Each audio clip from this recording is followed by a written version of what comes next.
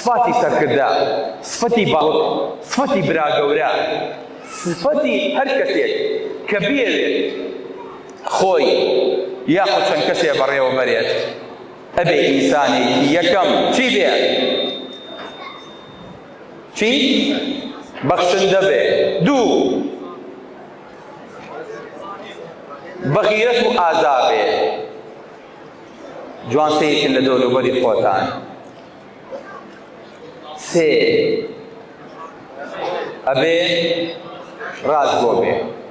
کەسێک کە خۆی هەڵبژار یاخود ویستی سەرکردایی دایکیان بکە، یاخود ویستی دایکایەتی و باوکایەتیتان بکە، یاخود ویستی براگەورەییتان بکات، یاخود لە هەر پلە و پۆستێکا بوو، ئەم سێ سیفەتەی بۆ بکەن بە قیاس. ئەگەر تایان نەبوو بە کەڵکی برابچووکیش نایەت، نەک بە کەڵکی براگەورەیی. هەر کاتێکیش ئەم سیفەتەنەمان لە خەڵکەکانی خۆمانان نەخوێنەوە، ئای سبحان الله، ئەگەر بەس لەم حەدیسەی پێغەمبەری خوا بێ ئاگا نەبووینایە، سەرکردە و قیادەکانمان لەسەر ئەساسی سەرگردە هەڵنەبژاردایە، هەموو حسابیان لای ئێمە شەفاف وایە، خەڵکێکی بەغیرەت بوونایە، خەڵکێکی دەستپاک و داوێنپاک و دەمپاک بوونایە، ڕۆژمان بەم ڕۆژە ناگەی. کەواتە لەوانەیە بێ ئاگابوونمان لە یەک حەدیسی پێغەمبەری خوا صلی الله علیه وسلم کاریسەمان بۆ بمێنێتەوە. جا و کاریسەیە لەوانەیە لە ماڵێک کە بڵێکی غاز بێتەقێتەوە، یان شۆڕشێ میلەتێک پوچەڵ کاتەوە، ئەوەی کە کردومانە و 30 ساڵ لەسەر یەکمان داناوە، بەهۆی عەقڵێکی نەزانەوە، بەهۆی عەقڵێکی دوور لە نیشان و نیشانەکانی پێغەمبەرایەتی و سەرکردایەتیەوە کە لە دەستی داوە، ڕۆژمانەگەیەنێتە ئەم ڕۆژە.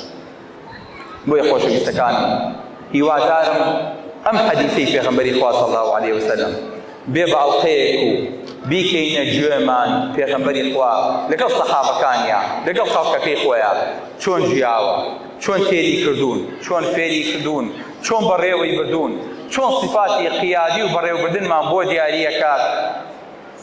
ئەبێ ئێمەش لە خۆمانەوە دەست پێ بکەین، ئینجا دەست بەرین بۆ سەرتر و بۆ سەرتر.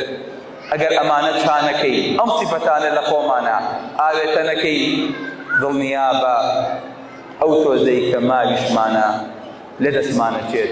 پێش ئەوەی کە ئەوە ڕووبات، با مراجعەیەکی نەفسی خۆمان بکەین، خۆمان چاکەین، بچینەوە سەر فرموده و فرمایشتەکانی پێغەمبەری خوا صلی الله علیه وسلم، بڵێ ئین کان قال فقط صدق، ئەگەر فەرمووی فەرمایشتە، ئەگەر ئەو بڵێ ئێمە ئەڵێین بڵێ.